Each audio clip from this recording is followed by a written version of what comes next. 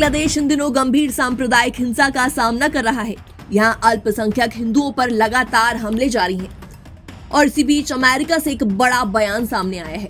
US commission on international religious freedom के पूर्व commissioner Johnny मूर ने कहा है कि वर्तमान बाइडेन सरकार ने बांग्लादेश पर उचित ध्यान नहीं दिया। उन्होंने जोर देकर बोला कि अब डोनाल्ड ट्रंप व्हाइट हाउस लौट रहे हैं और उनके नेतृत्व में अमेरिकी विदेश नीति में बड़ा बदलाव देखने को मिलेगा।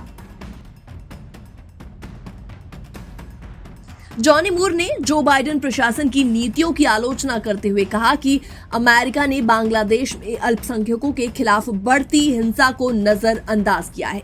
उन्होंने कहा कि ये सिर्फ अल्पसंख्यकों के लिए नहीं बल्कि बांग्लादेश के अस्तित्व के लिए भी बड़ा खतरा है। उन्होंने आशा जताई कि डोनाल्ड ट्रंप की नई टीम जो अमेरिका के मूल्यों की समर्थक होगी, इन मुद्दों पर ज्यादा ध्यान देगी। जॉनी मूर ने कहा कि डोनाल्ड ट्रंप के पिछले कार्यकाल में धार्मिक स्वतंत्रता को मानवाधिकार में शीर्ष प्राथमिकता दी गई थी और इस बार भी डोनाल्ड ट्रंप प्रशासन इसी दिशा में काम करेगा।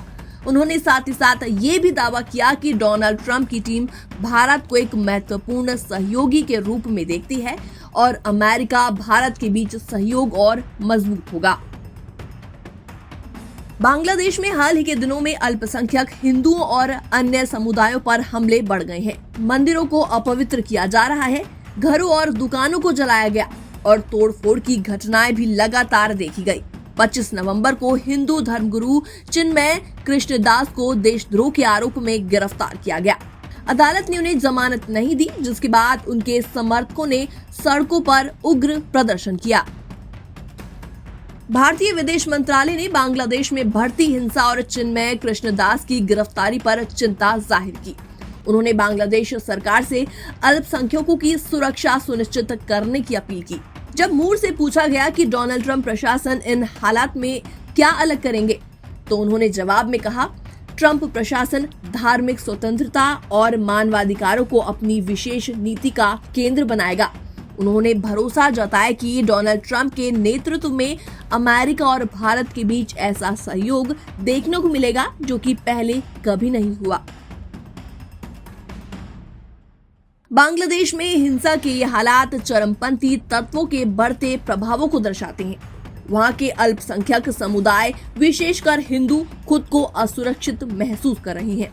देश में बार बार अल्पसंख्यकों पर हमले और उनके धार्मिक स्थलों को निशाना बनाया जा रहा है और ये समय बांग्लादेश के लिए काफी ज्यादा संवेदनशील है। अंतर्राष्ट्रीय समुदाय, विशेषकर अमेरिका और भारत को इस मुद्दे पर मिलकर काम करना होगा। डोनाल्ड ट्रंप प्रशासन की वापसी से इस दिशा में कुछ सकारात्मक बदलावों की उम्मीद जताई जा रही है। फिलहाल इस पूरी खबर को देखने के बाद आपकी क्या राय है, आपका क्या रिएक्शन है, आप भी हमें जल्दी से कमेंट सेक्शन में कमेंट करके जरूर बताएं। बाकी वर्ल्ड से जुड़ी छोटी और बड़ी खबरें देखने के लिए जरूर सब्सक्राइब करें एनबीटी इंटरनेशनल।